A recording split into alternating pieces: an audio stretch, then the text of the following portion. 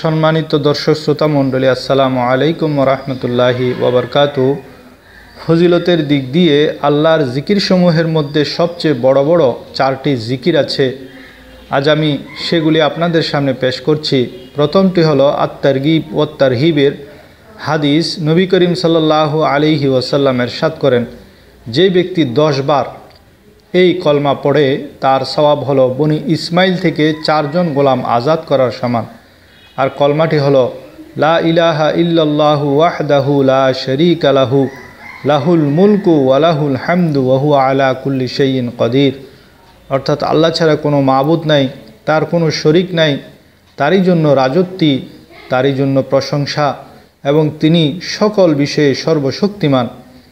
আপনারা জেনে অবাক হবেন, আমাদের নবীর বংশধরের মধ্যে যে সিলসিলা হযরত আদম আলাইহিস সালাম পর্যন্ত পৌঁছেছে, এই সিলসিলায় কেহ জেনা বা শিরিক করেনি। আর এই পাক পবিত্র নসলেই আম্বিয়াগণের জন্ম। আর বনি ইসমাইল হলো আমাদের নবীর সিলসিলার বংশ। আর যে এই কলমাটি পড়বে লা ইলাহা ইল্লাল্লাহু ওয়াহদাহু লা শারীকা লাহু লাহুল মুলকু ওয়া লাহুল হামদু ওয়া হুয়া আলা কুল্লি শাইইন কাদির, সে যেন বনি ইসমাইল থেকে 4 জন গোলাম আজাদ করে দিল। দ্বিতীয় ফজিলতময় জিকির হলো, এটিও আত-তারগীব ও তারহিব হাদিস গ্রন্থে রয়েছে। হুজুর সাল্লাল্লাহু আলাইহি ওয়াসাল্লাম ইরশাদ করেন, যে ব্যক্তি নামাজের পর 33 বার সুবহানাল্লাহ, 33 বার আলহামদুলিল্লাহ, 33 বার আল্লাহু আকবার, মোট 99 বার হলো, এবং একবার এই দোয়াটি বলে 100 বার পূর্ণ করবে, সেটি হলো লা ইলাহা ইল্লাল্লাহু ওয়াহদাহু লা শারীকা লাহু লাহুল মুলকু ওয়া লাহুল হামদু ওয়া হুয়া আলা কুল্লি শাইইন কাদির।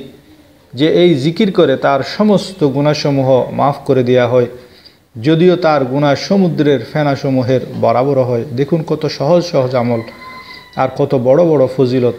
তৃতীয় সহজ জিকিরটি হলো, যে হাদিসের কিতাবে আছে, নবী করিম সাল্লাল্লাহু আলাইহি ওয়াসাল্লাম ইরশাদ করেন, যে ব্যক্তি এই জিকিরটি করে লা হাওলা ওয়ালা কুওয়াতা ইল্লা বিল্লাহ ফা ইন্নাহা কানজুম মিন কুনুজিল জান্নাহ, এই জিকিরটি জান্নাতের খাজানা সমূহ থেকে একটি খাজানা।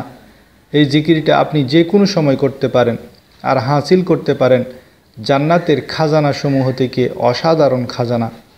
চতুর্থ জিকিরটি হলো, এটি সহিহ বুখারী শরীফের শেষ হাদিস, কালিমাতানে হাবিবাতানে ইলার রহমান, অর্থাৎ 2টি কলমা এমন যা রহমান তথা আল্লাহর কাছে বড়ই পছন্দনীয়।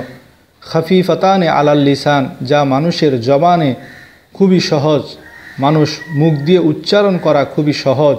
সাকিলাতানে ফিল মিজান, তবে কিয়ামতের দিন মিজানের পাল্লায় এই আমল খুবই ভারী হবে।